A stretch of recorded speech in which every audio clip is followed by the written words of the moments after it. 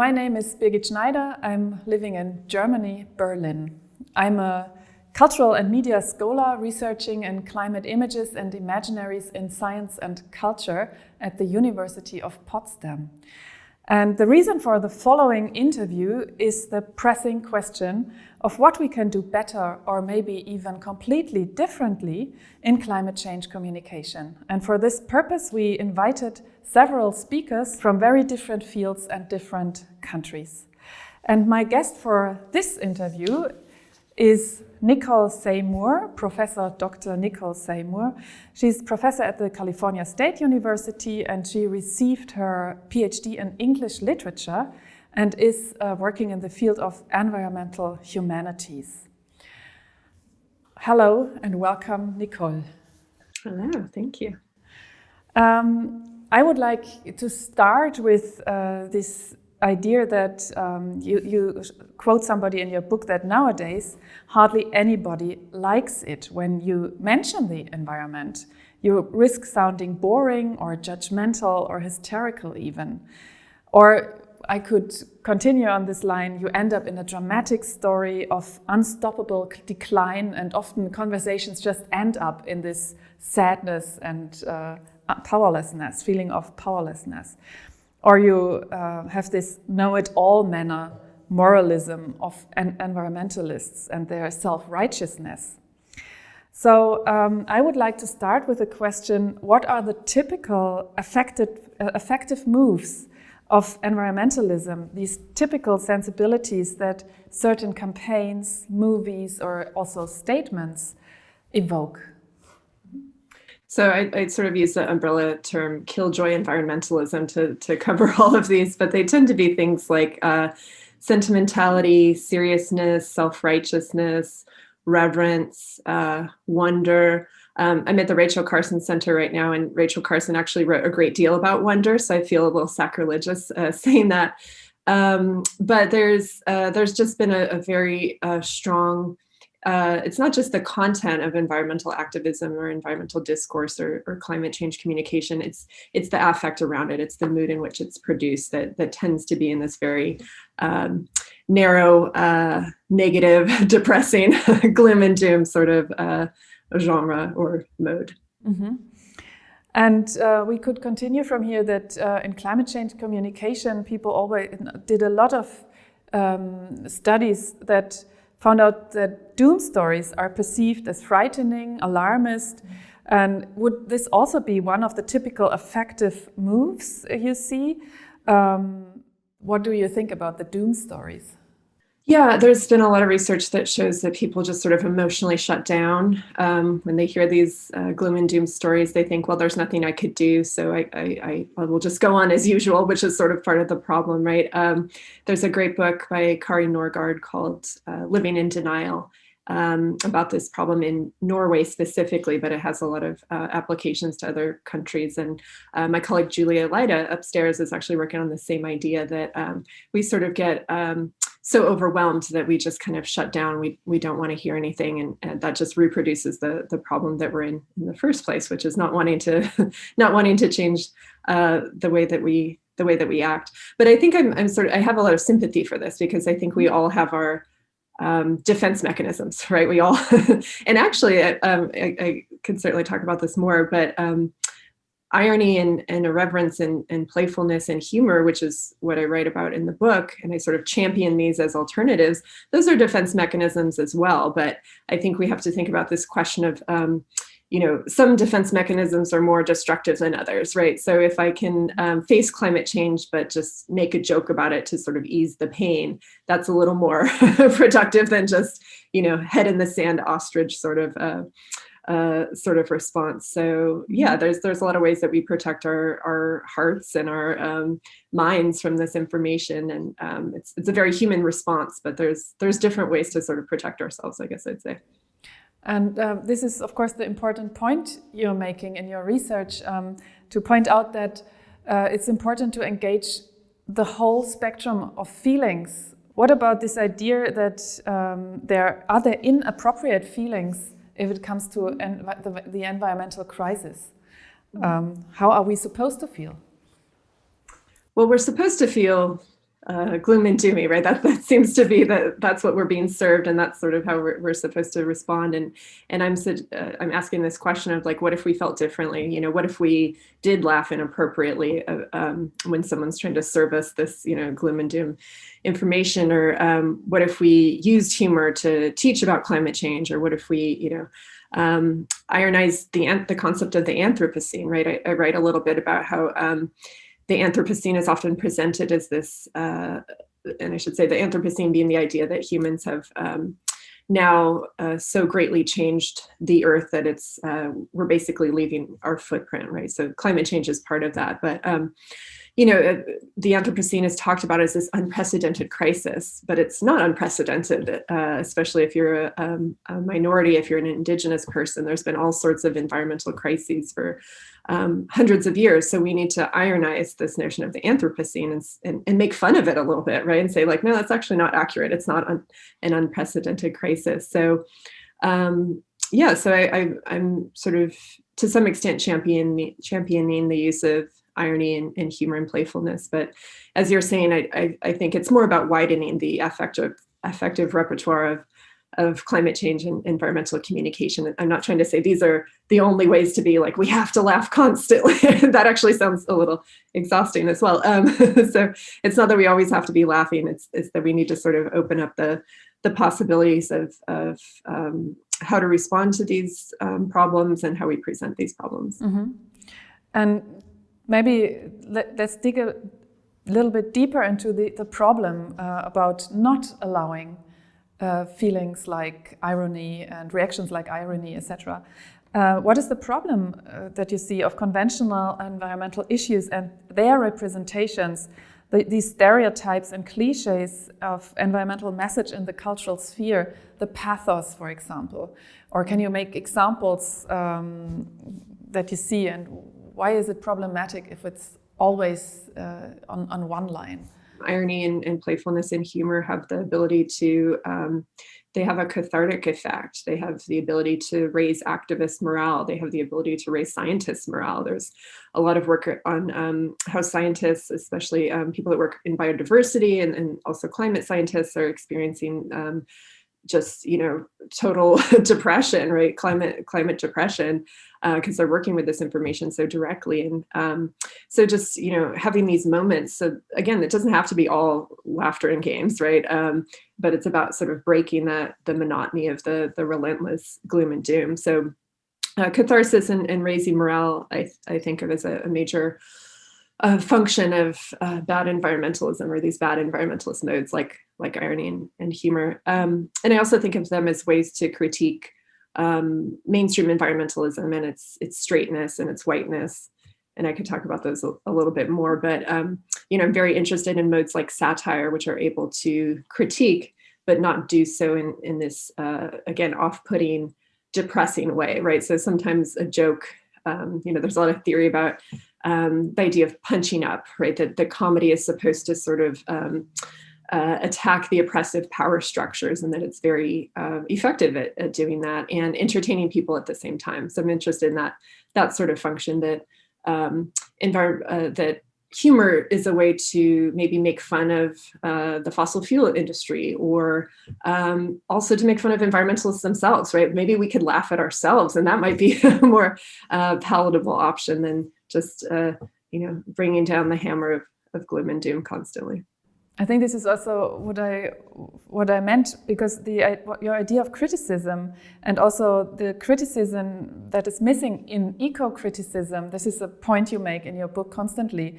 And when I started with this very bad picture of environmentalists, and some people automatically reacting to people who make our environmental arguments as them being too straightforward, too moral, superior in a way. So what is your idea of criticism? What is the power of criticism that you are propagating also for eco-criticists and environmentalism? Sometimes I'm critiquing the way that my own field has approached this. And I think my own field of eco-criticism has approached environmental problems in the exact same way that we've been describing, that environmental activists and climate change communicators do as well, which is very serious and very reverent. And we tend to, that is, eco-critics tend to assume that a good environmental text is, again, one that is reverent and serious, and that's going to tug at our heartstrings. And we somehow assume that's more effective than, I write about a film called Idiocracy, directed by Mike Judge, which is a cult classic, and tons of people have seen it, and it has a lot of environmental messages, but no one ever thinks of that as an environmental text, because they sort of assume, well, it's funny, it can't possibly be an environmental text. So part of what I'm trying to do is to say that there's so much environmentalist work that we don't actually recognize as environmentalist, because we think we know what environmentalism is, right? Self-serious, manipulative. And what if we just sort of just open things up and said, this text over here, or this TV show, or this stand-up comedian is doing a lot of environmental work. Let's recognize that for what it is. And I think we just have such generic conventions and also affective conventions of, it must be like this, or if it's going to teach us something, it must not be fun, or if it's or if it's not fun, it must be teaching us something. And what if we just sort of exploded those equations? That might be interesting, might be more fun. Mm-hmm, mm-hmm. And so what is the potential you see in irony in regard to the ecological crisis? Isn't the ecological crisis, you could say, it's a serious and frightening, it is a sad issue, and what is absurd about it, and how does this help us maybe to escape classifications? Yeah, so a little bit of what I write about is that the use of irony can actually uncover ironies. So there's a lot of ironies within the idea of climate change, right? So I write about this example of the US Senate voted to pass a resolution that said climate change is real. And then 15 minutes later, they passed a resolution that said, but it's not humans' fault. Humans are not involved, right? So, and I think I'm laughing about it because it's such an absurd and ridiculous situation. And I think that the use of irony and absurdity can draw attention to that. It can also be, as I said, more palatable, right? Would my students rather watch an ironic, playful, funny film, or would they rather watch a dour documentary? Like, not to be too hard on, there's a lot of great documentaries out there, but I think that there's ways of drawing in new viewers and being more accessible, and being able to be self-critical, that I think that irony allows for, that other modes don't. Mm-hmm. And if somebody who does a climate change campaign would address you, what would you tell them? Because a lot of campaigners, of course, they want to bring the bad message, they want to bring the numbers, the science to the people. So this is like the most common approach. It's about getting knowledge to the people, getting the seriousness of the situation to the people. So if they would say, okay, we want to engage in irony, what would they gain by this idea? I think we're all depressed. I think we're all lonely. I think what we're all looking for is connection. And I think, playfulness and humor does bring people together. It's a way of building connections and softening things. And I think that I don't think information is always the way to go, because I don't think that information is always what makes people act.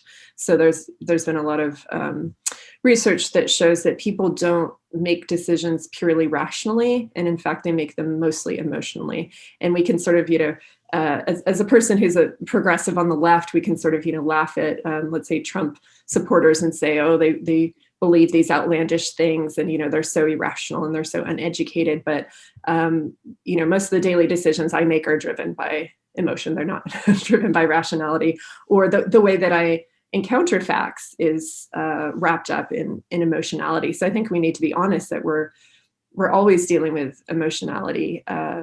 And there's also this claim that a lot of scholars make that things like mourning, for example, there's been a lot of discussion of this weekend. There's a lot of events around Extinct Species Day, or I guess it's Extinct Species Weekend. And there's a lot of these like events that are about mourning and providing space for mourning, which I think is very important. But as scholars, there's a great article by Dominic O'Kee that just came out about how the ways that museums have responded to this problem of species extinction has been a lot about mourning. And he talks about the importance of, okay, well, how does that turn into action, right? So again, these sort of negative gloom and doom modes aren't necessarily connected to action. And so maybe we can open up our repertoire again and say, okay, well, maybe like humor is more connected to action than mourning. Or if we are going to go into the mode of mourning, we need to say, okay, how can we keep that from just being wallowing? How can we keep that from just, being buried in our grief? And so, so again, I think that irony and playfulness have the ability to bring people together, to be more approachable, more accessible, and to possibly inspire more action rather than just this sense of there's nothing I can do. Mm. And I was also thinking about if this concept of irony, of course, it's very helpful maybe for the environmentalists themselves to get into a more self-reflexive position, and maybe this is also something you were writing about the very conservative values of environmentalists, about this, the heteronormativity, etc., which is embedded in the concept of the environment, and also the very strict divide between nature and culture, which we still find in environmentalists. But on the other side, I think it's also an important move towards the ones who are anti-environmentalists, who would never talk to environmentalists, because humor and irony might be a way to bring them in a conversation, but where normally you just stop talking. When I read your book, I think you wrote it before the Extinction Rebellion movement started, and I would like to know if did they read your book maybe, because there seem to be similarities in their approach to make absurd Dadaistic movements, surreal moments, performances of beauty, etc., to resist. There's a phrase called tactical frivolity that I believe comes from L.M. Bogod, if not earlier.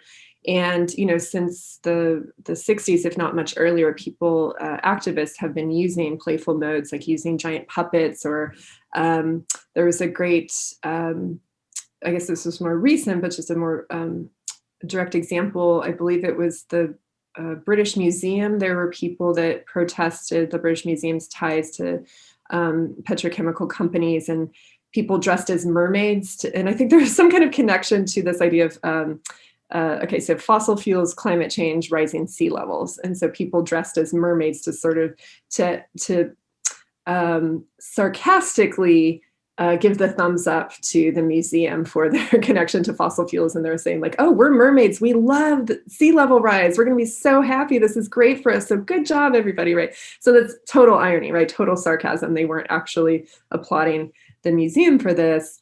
But yes, the article I mentioned, Dominic O'Kee's article, also talks about this idea of performativity and flexibility and creativity and playfulness being part of the Extinction Rebellion repertoire. And I've been thinking a lot about how those are all modes that we'll need, and we do need today, but we will also need in the future to deal with climate change. We need to be adaptable. We need to be flexible. And so I'm sort of interested in, I just had this idea today that, the skills that a drag queen has are the same skills that anyone will need to have in the future. Just this idea of, how can we continue on? How can we play around with different possibilities? How can we adapt? How can we be creative? How can we think of new ways to live, new ways to present ourselves, new ways to forge connections, literally, new ways to live, like, different kinds of houses that we need to live in, different sorts of communities that we need to form. And so I'm very influenced in the book by drag and queer cultures, but just this broader idea that flexibility, creativity, playfulness, innovation, they're as much important for entertainment as they are for survival. I've been thinking a lot about how embarrassed I am sometimes about the challenges that climate change communication presents to me. So as a professor, as someone who teaches a great deal of undergraduate students, I often have to talk to them about these very serious issues, and I'm not a super serious person, and I have all this resistance to seriousness for all the reasons that we just talked about. And so a lot of times I find myself, it's like having like the sex talk with your kids or something, right? Where it's like, this is not where I want to go.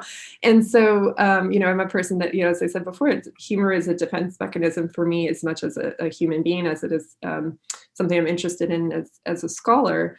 And so something I've been grappling with is just sort of just like surviving through that, just sort of like dealing with the embarrassment. And maybe a more tangible example is that I've decided recently to start incorporating things like mindfulness and meditation into my courses, knowing that students are very stressed out in general and specifically stressed out about climate change and, experiencing climate grief, which is something that the scholar Sarah Jaquette Ray has written a wonderful book about teaching students in the age of climate grief. And so, these are very like touchy-feely, hippy-dippy approaches, like, close your eyes and, let's play some rain sounds. I'm making fun of it as I'm talking about it. And I think that's exactly where I'm at, this idea that we need to do these things, right? We need to slow down. We need to reflect. We need to be healthy. But we don't always have to play into the corniness of it, right? We can be a little critical of it. We can make fun of it a little bit. And maybe that's like the tension that we just need to live with. So. Mm-hmm. I was just imagining a campaigner, he would maybe intuitively say that intuitively he or she might reject the concept of irony because these tactics seem not so well suited to mainstream politics. Laughter doesn't belong to the conventional tactics of political statements at our time. And still, how can you insist to take irony more as seriously? This is the point you make, I think. Irony is a serious thing. Irony and playfulness are these ways to sort of open up new ideas. Maybe irony can allow you to look critically at something that you sort of accepted before, right? And think, oh, this is actually kind of ridiculous that we, haven't figured out. I live in California, right? Why haven't we figured out how to have communal gardens? Like, why do we all live in our individual apartments and then drive our individual cars, right? So I think that irony is this way to look at things differently, look at things askance.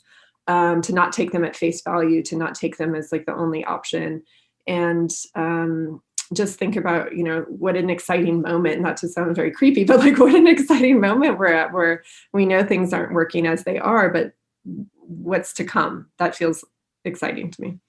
Mm-hmm. In your book, you say that there's a problem in judging artworks of any kind or any cultural approach to environmentalism by their functionality or also usability. And I would say this is the current perspective of climate change communication. They are looking for certain recipes, how to do it better, how to do a good campaign. We need better narratives. This is something I hear very often during these months. And by their capacity to educate the public or speak or spark measurable change, you write, or even solve environmental problems. Well, I think it's just a very instrumentalist take on art. And I think in the past, we've seen that when you take art as very instrumentalist in this way, that's where you end up with propaganda, right? Like that this thing must do this thing and it only has this one possibility and there's no other way to interpret it. And of course, you can always interpret art different ways, but I think to me, that's the difference between art and propaganda, is that art is not aiming for one specific end. And a lot of people have written about art as a place of speculation. And I like that a lot more, this idea that, again, we just don't know what the future is going to be, but this is an opportunity. Art is an opportunity to sort of like play around with possibilities. And so I don't want to foreclose those possibilities and say this text can only do one thing.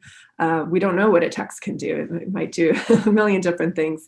And again, I think I'm a little concerned with how that instrumentalism always comes back to the same types of texts, right? We always assume that a serious documentary is going to do better work somehow than a stand-up comedy routine. And, to be a little self-critical, humanists, at least in my field, love to make statements without backing them up with with any what's the word, not just facts, but empirical evidence. And so I sort of want to know, why is it that we've assumed that documentaries are better when that hasn't necessarily been proven? And there's a move toward doing a little more empirical eco-criticism and asking these kinds of questions. But again, I think that I want to broaden out the question of what it is that we think a text is good for. So maybe it is true. Maybe it is true that a documentary is a better way to teach someone about climate change. But then what? So they know the facts about climate change and now they're depressed, right? So then maybe another text can kind of come in through the back door and do that work of ameliorating the depression. And so maybe we need all sorts of different tools and modes and affects, certainly not just one set. And we've had this particular set for so long. So I want us to open things up. Well, I think the thing that I found really interesting in writing my book was that, really, if I'm being extremely modest, all I was doing in this book was sort of curating this collection of texts and sort of drawing attention to them and saying that this stuff is out there. And to some extent, yes, I am championing it and saying it's very exciting that people have decided to use drag to talk about sea level rise, or that people have decided to use slapstick comedy to talk about species extinction, right? But at the end of the day, this work was already happening without me, right? And I think that was that's the most important thing to pay attention to, is that for whatever reason, just the dozens of artists and activists and performers that I talk about in this book had already decided that humor, irony, playfulness, perversity, this is needed in climate change communication and in environmental communication. And so I think we have to trust them to some extent and say they're onto something. Mm-hmm. My last question maybe is there an example you would like to highlight to understand, make people who haven't thought about this connection of environmentalism and humor to understand the potential of irony for them? So I'll use an example that I bring up in this impulse paper. So someone who actually didn't make it into the book is this Indigenous poet named Tommy Pico. And I had finished my manuscript, and then I just happened to read one of his poems. It's a book-length poem called Nature Poem. And I was like, oh my gosh, this person, would have been perfect in the book, but it's too late. And so he's consistently sarcastic, ironic, playful. He makes fun of the ecological Indian stereotype and, makes jokes about like how much he loves modernity and how much he loves technology, and sort of, trying to disabuse people of that expectation that Native Americans like live in harmony in some pristine past of nature or whatever. And I think the thing that I appreciate about it, so I'll just read a quick line if I may, since it happens to be right next to me. So in his book, Nature Poem, one of the first lines is, "I can't write a nature poem because it's fodder for the noble savage narrative. I would slap a tree across the face." And so this is this hilarious moment. My students love this, right? And then later on, he says, "There's something smaller I say to myself. I don't hate nature at all."